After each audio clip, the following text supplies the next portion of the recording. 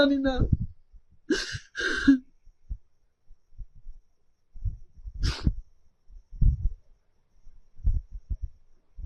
আপনি সবার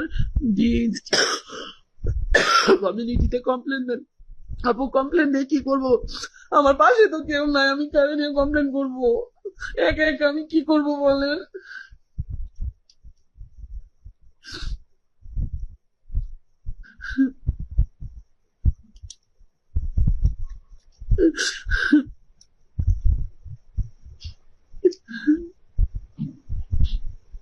আবার আমাকে বলছে যে আমার সাথে যদি কেউ যোগাযোগ করার চেষ্টা করে, আমারে যদি কেউ হেল্প করার চেষ্টা করে, আমি যদি মুখ খুলি তাইলে আমার অবস্থা খারাপ করবে, আমার বাচ্চা ভিডিও ছাড়বে, এসব পর্যন্ত বলছে।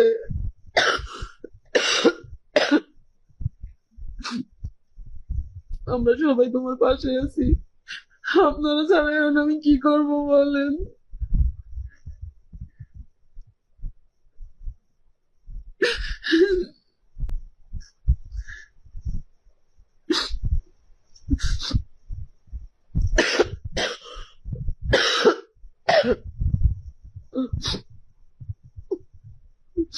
আমার বাচ্চাটা এখনো ভয় পেয়ে আছে, বাথরুমে যাইতে পারতেছে না, ওরা আমার মারবে আম্মু, ওরা আমার মারবে, কালকে আমার জন্য আটকে রাখছে, ওরা আমার মারবে।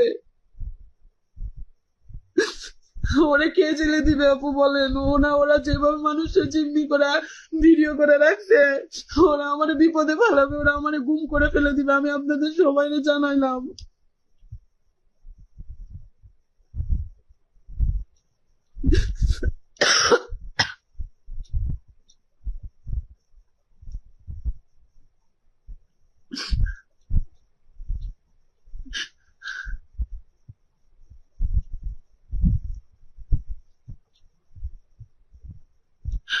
আমি অ্যাডভোকেট কই পাবো বলেন আপু?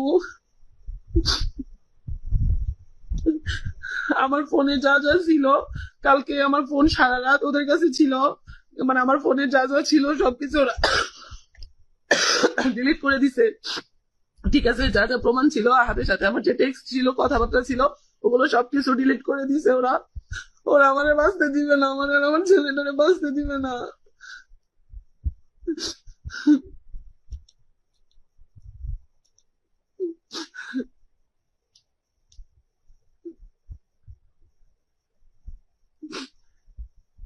ওরা যে খারাপ সবাই জানে, তুমি জেনে শুনি কেন গেছো আপু?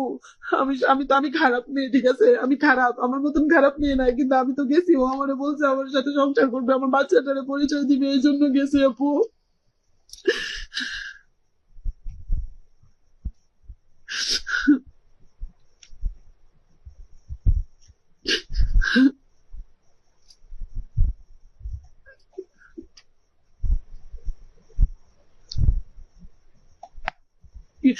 ওরা ডিজেছে ফোন, কত নাম্বার বাকি রোডে থাকে আপু।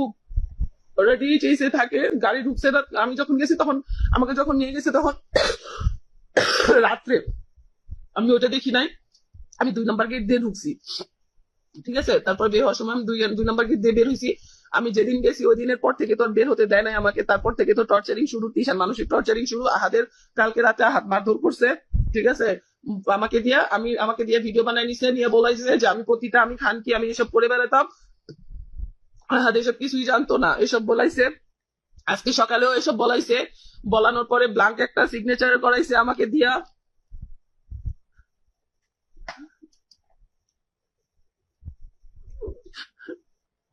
আমাকে কিচ্ছু হইব না বাবা।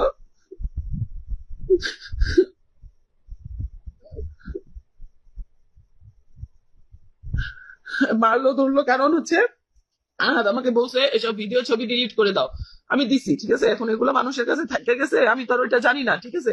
এখন আমার ছেলেকে নিয়ে ও একটা পোস্ট ছাড়ছে, ওই পোস্ট ছাড়ার পরে অনেকে আমার ওই ছবিগুলো শেয়ার দিছে, এখন যখন দিয়ে ফেলে দিছে, ওর বাসার ওর বাবা মা সবাই নাকি দেখে ফেলে দিছে, তিশার বাড়ির লোকজন দেখে ফেলে দিছে, ওদের বাণিজ্য যা ছিল সব চলে গেছে, ঠিক আছে।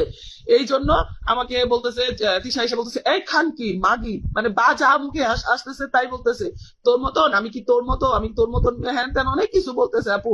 আমার মানে পারতেছে না, ও কাঁচা খেয়ে ফেলে দিবে প্রথমে।